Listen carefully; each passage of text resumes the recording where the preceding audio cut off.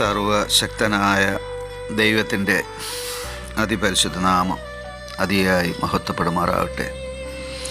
നിങ്ങൾ ശ്രവിക്കുന്നത് Jesus voice message. എല്ലാ ശ്രോതാക്കൾക്കും കർത്താവായ യേശുക്രിസ്തു നാമത്തിൽ സ്വാഗതം. അല്പസമയ ധ്യാനത്തിന് ഒരു ചെറിയ വേദഭാഗം വായിക്കുന്നു. എബ്രായർ അധ്യായം 5, 12 മുതൽ 14 വരെ. കാലം നോക്കിയാൽ ഇപ്പോൾ ഉപദേഷ്ടാക്കന്മാർ ആയിരിക്കേണ്ടുന്ന നിങ്ങൾക്ക് ദൈവത്തിൻ്റെ അരുളപ്പാടുകളുടെ ആദ്യ പാഠങ്ങൾ തന്നെ വീണ്ടും ഉപദേശിച്ചു തരുവാൻ ആവശ്യമായിരിക്കുന്നു. കട്ടിയായുള്ള ആഹാരമല്ല, പാലത്രേ നിങ്ങൾക്ക് ആവശ്യമെന്ന് വന്നിരിക്കുന്നു. പാൽ കുടിക്കുന്നവൻ എല്ലാം നീതിയുടെ വചനത്തിൽ പരിചയമില്ലാത്തവനത്രേ, അവൻ ശിശുവല്ലോ. കട്ടിയായുള്ള ആഹാരം നന്മ തിന്മകളെ തിരിച്ചറിയുവാൻ തഴക്കത്താൽ അഭ്യസിച്ച ഇന്ദ്രിയങ്ങളുള്ളവരായി പ്രായം തികഞ്ഞവർക്കേ പറ്റുകയുള്ളൂ. കർത്താവിൽ പ്രിയരെ, നാം വായിച്ചു കേട്ട എബ്രായർ 5-ാം അധ്യായം 12 മുതൽ 14 വരെയുള്ള തിരുവചനങ്ങളിൽ എബ്രായ ലേഖകൻ ഒരു ക്രിസ്തുവിശ്വാസിയുടെ ആത്മീയ പരിപക്വതയെ രേഖപ്പെടുത്തിയിരിക്കുകയാണ്. ഒരു ക്രിസ്തു ഭക്തൻ അനുദിനം ആത്മീയമായി വളരേണ്ടതാണ്. നാം വളരേണ്ടത് പ്രാർത്ഥനയിൽ, ദൈവവചന പഠനത്തിൽ, ആരാധനയിൽ, ക്രിസ്തുവിനോടൊപ്പമുള്ള നടപ്പിൽ. ഇങ്ങനെ നാം വളരുമ്പോൾ നാം മറ്റൊരു ക്രിസ്തുവായി രൂപാന്തരപ്പെടുകയാണ്. ഈ വിധത്തിൽ നാം ക്രിസ്തുവിനോടൊപ്പം നടന്ന് ആത്മീയമായി വളർന്നില്ലെങ്കിൽ നാം എന്നും ശിശുവായിരിക്കും. എന്നും ശിശുവായിരിക്കുക എന്നാൽ അത് പരിതാപകരമായ ഒരവസ്ഥയാണ്. ഉദാഹരണത്തിന്, ഒരു മാതാപിതാക്കൾക്ക് 10 വയസ്സുള്ള മകൻ 4 വയസ്സുള്ള വളർച്ച മാത്രമേ ഉള്ളൂ എങ്കിൽ ആ മാതാപിതാക്കൾക്ക് ആ കുഞ്ഞിനെ കാണുമ്പോഴൊക്കെ എത്ര വേദനയും വിഷമവും ഉണ്ടാവും. എൻ്റെ ഈ മകന് വയസ്സ് 10 ഉണ്ട്, എന്നാൽ 4 വയസ്സിൻ്റെ പ്രായമേ ഉള്ളൂ. ഇതുപോലെ ക്രിസ്തുവിൽ വീണ്ടും ജനിച്ച ഓരോ ദൈവ പൈതലും വളരേണ്ടത് പിതാവായ ദൈവത്തിന് വളരെ അത്യാവശ്യമായ ഒരു കാര്യമാണ്. നാം വളരണം.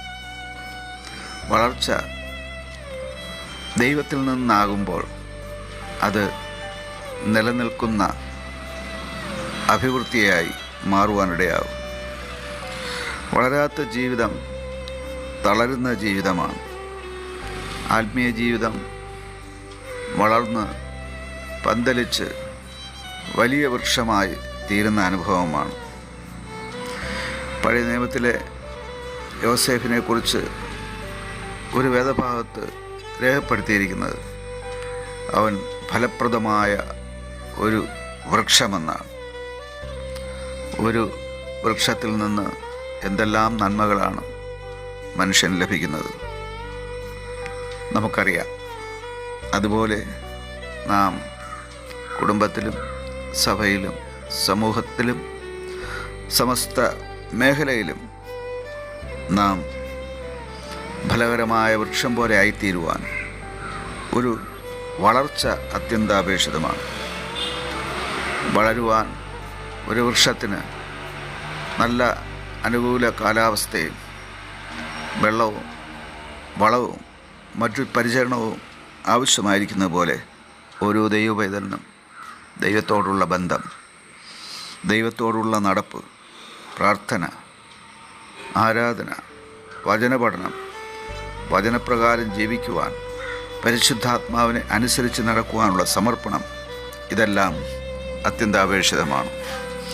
ഇങ്ങനെ നാം ക്രിസ്തുവിനോടൊപ്പം വളരുമ്പോൾ അപ്പോസ്തലനായ പൗലോസ് എഫേസ്യർ 4-ാം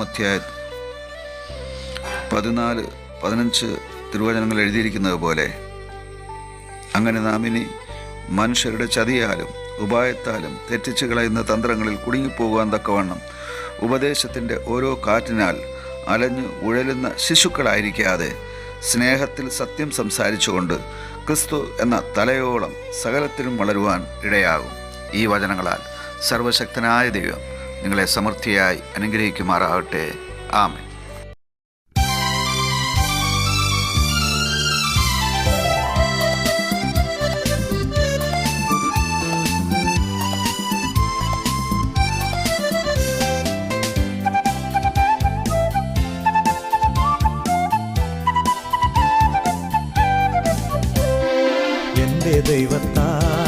എൻ്റെ ദൈവത്താൽ നിശ്ചയം അനുഗ്രഹം പ്രാപിച്ചിടും ഞാൻ.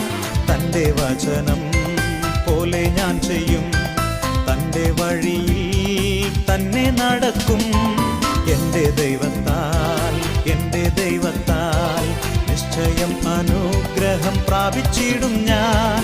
തൻ്റെ വചനം പോലെ ഞാൻ ചെയ്യും, തൻ്റെ വഴിയിൽ തന്നെ നടക്കും.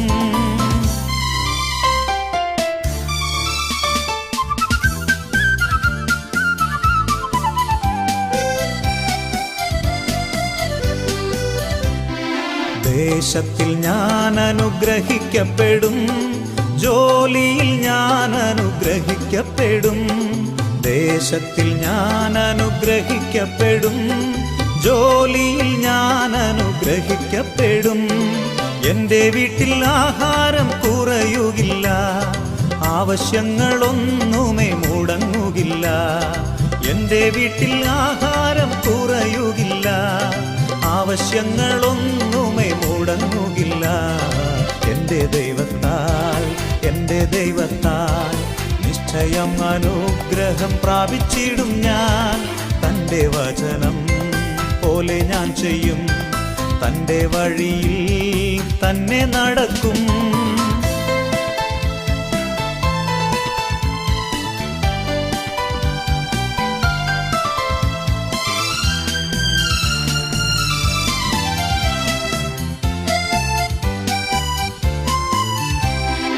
എന്നെ എതിർക്കുന്ന ശത്രുക്കളെല്ലാം ചിന്ന ഭിന്നമായി പോകും എൻ്റെ ദൈവത്താൽ.